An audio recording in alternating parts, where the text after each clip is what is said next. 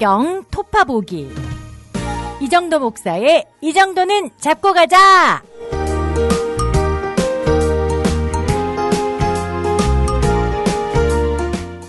안녕하십니까, 이정도입니다. 저희가 오늘은 창세기 27장부터 31장까지 5장 읽으려고 합니다. 워낙 잘 아시는 내용이어서 내용은 우리 쭉 읽을 수 있으니까 그래서 오늘은 5장을 한번 꽉 채워서 읽어보도록 하겠습니다. 내용만 간단히 설명드리면 27장에서는 야곱이 장자의 축복을 이제 가로채는 사건, 굳이 말한다면 야곱은 주체가 아니고 리브가가 이제 좀 더 적극적으로 나서서 하는 일이죠. 야곱은 오히려 아니 어머니 이러다가 큰일 날 것 같아요 그러는데 리브가가 걱정하지 마. 안 좋은 일 생기면 내가 책임질 테니까 하자 해가지고 이제 장자의 축복을 가로채게 되고요. 28장에서 야곱이 형 에서를 피해서 밧단 아람, 하란이라는 도시가 있는 밧단 아람이라는 지역으로 가는데요. 거기서 이제 자기 삼촌, 외삼촌이라고 할 수 있죠. 리브가의 오빠인 라반의 집에 가게 되고요. 그 중간에 이제 베델에서 하나님을 만나는 일도 있습니다. 29장에서는 야곱이 이제 라반의 집에서 일하면서 레아와 먼저 결혼하게 되는, 의도치 않았지만 그러면서 레아의 네 자녀를 낳고 이런 이야기들이 있고요. 30장에서 라헬과 레아 사이에 이제 또 암투가 있습니다. 자녀를 낳는 문제 이런 걸 가지고. 그리고 또 그 사이에 야곱은 라반의 집에서 일을 하는데 이 얼룩이 있는 양떼들 이런 거 많아져가지고 부자가 되는 이야기 있고요. 31장에서 드디어 밧단 아람을 떠나서 고향으로 돌아오는 과정까지. 오늘 읽으실 부분은요. 야곱이 장자권 축복 가로채는 부분, 요 부분하고 그리고 28장에서 31장까지는 전체적으로 야곱이 고향을 떠나서 밧단 아람에 갔다가 다시 고향으로 돌아오는 그 과정이라고 할 수 있습니다. 먼저 27장에서 저희가 오늘은 전체적인 내용을 설명해 드리진 않아도 될 것 같고요. 워낙 잘 아시는 내용들이라 몇 가지 저희가 짚어볼 만한 부분만 쏙쏙 한번 짚어보도록 하겠습니다. 먼저 27장 보시면 이삭이 이제 죽을 때가 되니까 장자의 축복을 해주려고 에서한테 음식 준비해라 하거든요. 그걸 리브가가 듣고 이삭을 에서로 속여서 이제 장자의 축복을 받게 하는데 여기서 몇 가지 궁금증이 있을 수 있습니다. 먼저 첫 번째는 사실 굉장히 중요한 부분인데요. 장자의 축복이라는 게 뭔가 이거죠. 장자의 축복이란 게 뭐길래 축복기도 그냥 더 해주면 되는 거지. 이거를 얘 했으니까 넌 안 된다 이렇게 말하는 게 좀 웃기잖아요. 생각해보면 우리가 보통 어떤 사람을 위해서 축복기도를 한 다음에 다른 사람이 또 와서 저도 축복해주세요 그러면 그냥 축복기도를 또 해주지. 아니요, 앞사람한테 축복을 다 해줘서 이제 남은 축복이 없어요. 이렇게 말하지 않거든요. 그러니까 이런 어떤 우리가 흔히 생각하는 축복기도의 개념으로 생각하시면 안 되고요. 지금 이 야곱과 에서 스토리에서 굉장히 중요한 키워드가 바로 이 장자권이거든요. 베코라라고 하는데요. 앞에서 장자의 명분이라고 나오기도 했지만 이 장자의 명분이라고 번역된 단어도 베코라라는 한 단어입니다. 그냥 이 한 단어는 장자됨, 장자권, 장자의 명분 이런 식으로 다 해석이 될 수 있어요. 이 장자됨이라는 것은요. 일반적인 의미의 그냥 축복기도가 아니에요. 그냥 우리가 하는 그냥 그런 기도가 아니라 실제적인 의미가 있고 또 영적인 의미란 두 가지 정도 중요한 의미를 가지는데요. 첫 번째로 실제적인 의미는 이게 지금 야곱이 하는 이 축복기도가 우리식으로 표현하면 유언 같은 거예요. 유언장. 아버지가 돌아가시기 전에 자녀들에게 유언을 할 때 물론 이제 유언장에서 아버지의 마음이나 자녀들에게 전하고 싶은 마지막 이야기 이런 게 중요하지만 실제적으로 사람들이 집중하는 부분은 유언장 하면 여러분 어떤 거 생각나십니까? 그쵸. 유산분배죠. 유산분배. 이삭은요, 굉장한 거부예요. 이삭의 이 유산분배, 이 축복을 생각하실 때 그냥 이삭하고 리브가하고 야곱에서 이렇게 네 가족 단란하게 살고 있는 4인 가족 생각하시면 안 됩니다. 대단한 규모의 종들과 양떼들을 가지고 있는 족장이에요. 이삭이나 아브라함 같은 사람들 족장이라고 부르는데요. 족장의 지위를 누구에게 넘겨주는가의 문제예요. 잘 알 수 있는 구절이 27장 37절에 보시면 이제 에서가 와서 아버지 나를 위해 남은 것은 없습니까? 라고 말할 때 이삭이 뭐라고 대답하냐면 이제는 이 야곱이 주인이다. 야곱이 너의 주인이고 이 모든 형제들 또 모든 이 집안의 주인이다. 이렇게 말하거든요. 그 말이 바로 족장의 지위를 넘겨줬다는 거예요.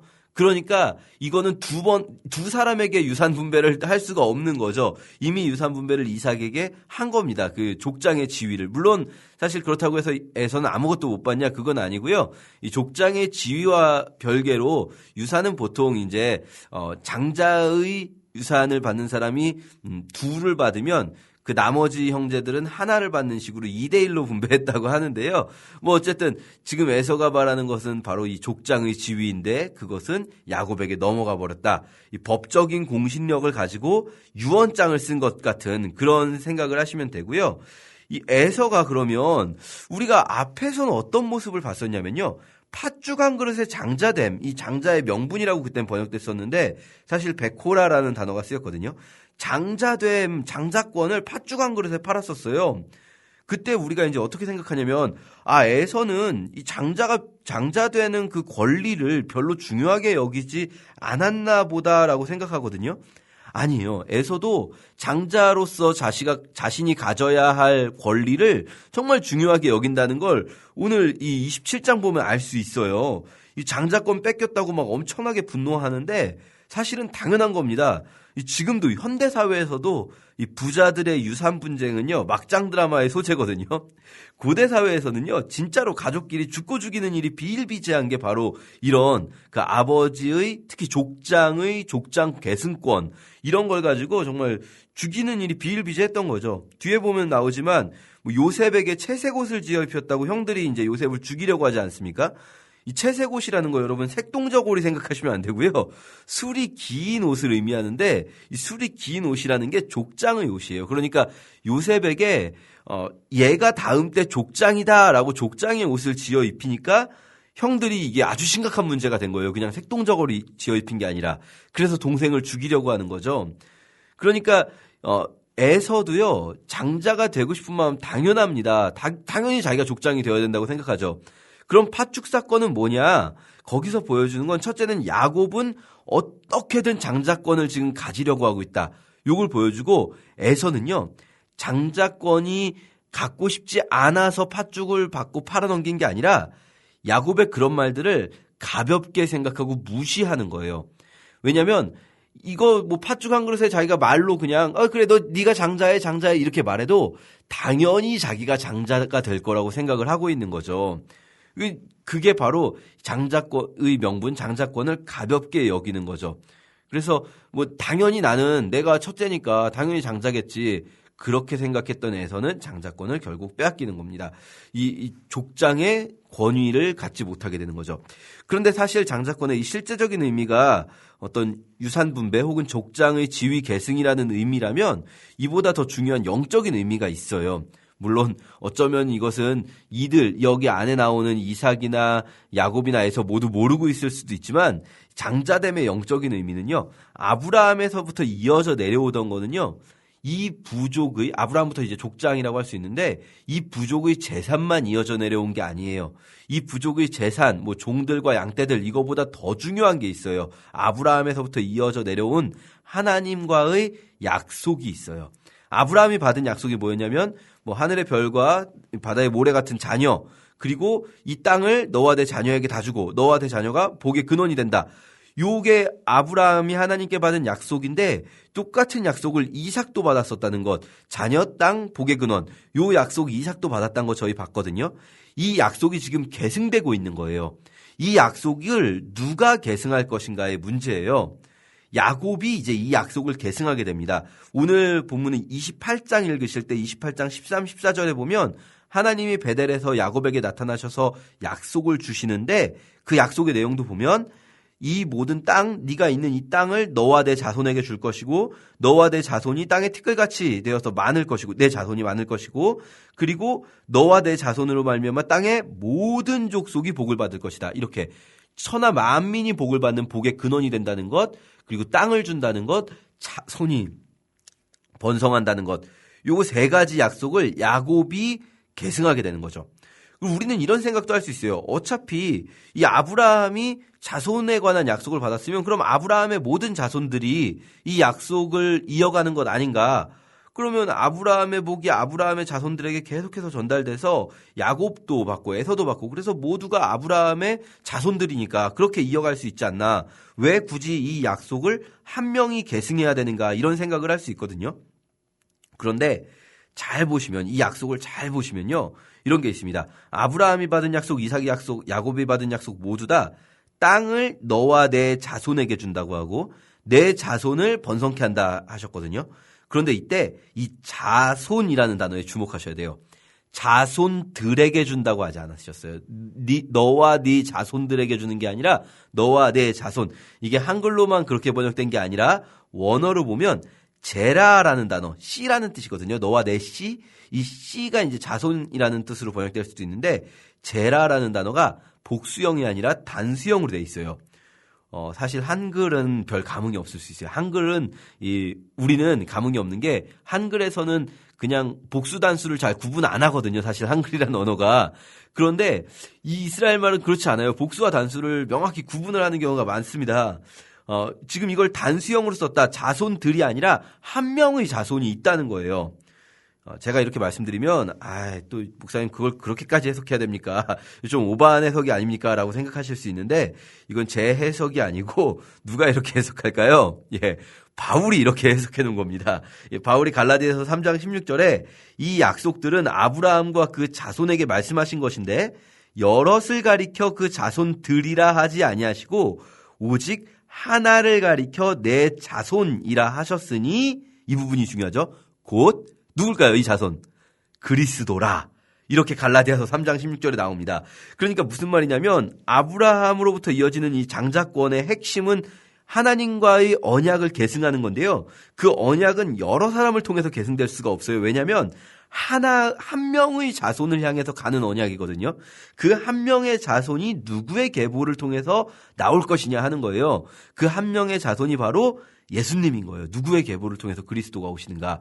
그렇기 때문에 에서와 야곱 중에 이 두 사람 다 이렇게 나눠줄 수 있는 그런 종류의 장자권이 아닌 거죠. 자, 그렇게 우리가 장자권 이해하실 수 있고요. 또 이 사건을 보면서 좀 다른 얘기지만 리브가는 왜 이렇게 이삭 편만 드나 뭐 이런 생각도 해볼 수 있는데요. 원래 리브가는 이삭을 좀 더 편애했고 이삭이 아니라 야곱이죠. 죄송합니다. 리브가는 원래 좀 더 야곱을 좋아했고 이삭은 좀 더 에서를 좋아했다. 뭐 이건 아버지와 어머니 사이에 약간씩 형제들을 편애하는 게 있을 수는 있죠. 뭐 내리사랑이어서 그럴 수도 있고 뭐 좀 더 연약해 보이니까 그럴 수도 있고. 그런데 사실 리브가가 단순히 자기가 에서보다 야곱을 더 좋아해서 그랬다라고 하기에는 이렇게 장자권을 더군다나 이거 목숨이 왔다 갔다 하는 그런 문제까지도 단호하게 처리하는 모습은 조금 좀 너무 과하지 않았나라는 생각해 볼 수 있거든요. 에서도 우리 자녀가 있으신 부모님들 다 아시겠지만 뭐 약간 더 마음이 쓰이는 자녀는 있을 수 있죠. 보통 좀 더 어린 자녀에게 마음이 쓰이고 그런 건 있을 수 있지만 그렇다고 막 이것 때문에 지금 형제 사이가 파탄나는 상황에서까지 둘째를 더 장자권을 주고 싶고 이건 좀 심하거든요. 에서도 어쨌든 리브가 뱃속에서 나온 자녀인데 그런데 사실 어떻게 보면 이거 단순히 야곱을 더 좋아해서가 아니라 에서에게 리브가가 어떤 문제를 느끼고 있는 게 있습니다. 그게 뭐냐면 26장에서 제가 어제 말씀드렸는데요. 26장 마지막에 약간 뭔가 이 단란했던 이삭 가정에 문제가 생긴다 말씀드렸거든요. 그 근심거리 뭐였는지 기억나십니까? 26장 마지막 몇 구절에 나오는데요. 바로 에서가요. 아내를 얻었는데 그 아내가 가나안 땅에 살고 있는 7족속 중에 헷족 속의 아내들을 얻은 거예요. 이게 이삭과 리브가의 마음에 근심이 되었더라 이렇게 나와요. 무슨 말이냐면 지금 이제 이 가나안 땅, 죄악이 가득 찬 땅, 소돔과 고모라로 대변되는 그 땅, 이 땅에 살고 있는 이 사람들, 이 며느리들이 그들이 가지고 있는 문화가 너무나 타락한 문화를 가지고 있는 거죠. 그러니까 이삭과 리브가의 마음에 이미 이삭에게도 에서의 가족이, 에서의 며느리들이 근심이 되고 있는 상황이었던 겁니다. 그걸 더 잘 알 수 있는 게 리브가가 이제 27장 마지막에 보시면 이삭한테 뭐라고 하냐면 내가 햇사람의 딸들로 말미암아 내 삶이 싫어졌다 이러거든요. 이 햇사람의 딸들이 에서의 며느리들 얘기하는 거예요. 에서의 아내들. 그래서 내가 정말 이 아이들 때문에 정말 너무나 힘들다. 야곱까지도 이 땅의 딸들과 결혼시킬 수는 없다. 이렇게 말하면서 야곱을 밧단아람으로 보내는데요. 이게 물론 야곱을 이 밧단아람으로 도망 보내려는 핑계일 수도 있지만 실제로도 근심이었다라고 나옵니다. 그렇기 때문에 뭐랄까요? 하나님의 가족, 이 가족의 에서를 통해서 만약에 장자권이 계승되고 에서가 부족의 족장이 되게 되면 그 문화가, 그 가나안 지역의 그 악한 문화가 이 가정을 지배할 수 있다라는 어떤 위기의식이 있을 수도 있었다라고 생각이 됩니다. 28장부터 31장까지 전체적으로 야곱이 밧단아람 갔다가 돌아오는 부분인데요. 밧단아람이라는 지명 기억해 두시면 좋습니다. 아람 평원이라는 뜻인데 아람이라는 곳 지도에서 한번 보시고요. 아람 앞으로 성경에서 구약 성경에서 굉장히 많이 나오거든요. 우리가 이 지명을 기억을 해두지 않고 보면 늘 새롭지만 사실 아람 굉장히 중요한 곳이니까 한번 지도 찾아보시기 바라고요. 이곳에 가면은 이제 아람에 있는 하란이라는 도시국가에 리브가의 오빠인 라반이 살고 있는 거죠. 잘 아시는 이야기니까 저희가 한 부분만 잠깐 보고 넘어가면 야곱이 하란 가는 길에 저녁 되어서 잠을 자다가 천사들이 오르락내리락 가는 걸 보게 되거든요. 거기서 이제 아까 본 하나님의 약속을 받게 되고요. 이 부분에서 우리는 이제 그렇구나 하고 읽을 테지만 이스라엘 사람들이라면 이 부분을 좀 더 역동적으로 볼 거예요. 할 거예요. 이게 어떤 지점이 있냐면 야곱이 브엘세바에서 출발해서 저녁에 그 잠자는 곳까지 갔는데 그게 베델이거든요. 근데 베델이 어디냐면요. 예루살렘보다 더 북쪽에 있습니다. 베델이. 앞에서 기억나실지 모르겠어요. 시험 보겠습니다. 브엘세바에서 예루살렘까지 간 사람이 있었어요. 브엘세바에서 예루살렘까지 사흘 걸렸었어요. 누굴까요? 갑자기 시험이었는데 아브라함이 이삭 데리고 모리아산에 바치러 갈 때 브엘세바에서 예루살렘까지 사흘 걸렸는데도 도착을 못했었어요. 그런데 지금 브엘세바에서 똑같이 출발했는데 예루살렘보다 더 북쪽에 있는 더 멀리 있는 베델을 하루 만에 갔어요. 이게 무슨 말이냐?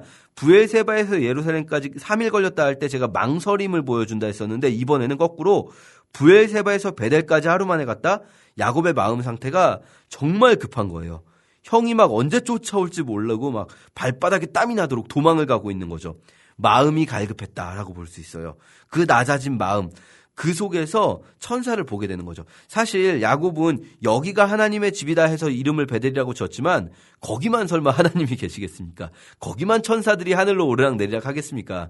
사실 어디든 하나님이 계신 곳이고 어디서든 천사들이 오르락내리락 할 텐데 야곱이 그날 밤에 평소에 못 보던 그 영적 세계를 본 거는요. 어쩌면 야곱이 가지고 있었던 이런 마음의 그 갈급함 이것 때문이 아니었나 이런 생각도 해볼 수 있습니다. 우리도 마음이 갈급할 때 하나님을 보게 된다 생각하면서요. 오늘 야곱의 여정 31장까지 함께 읽도록 하겠습니다. 감사합니다.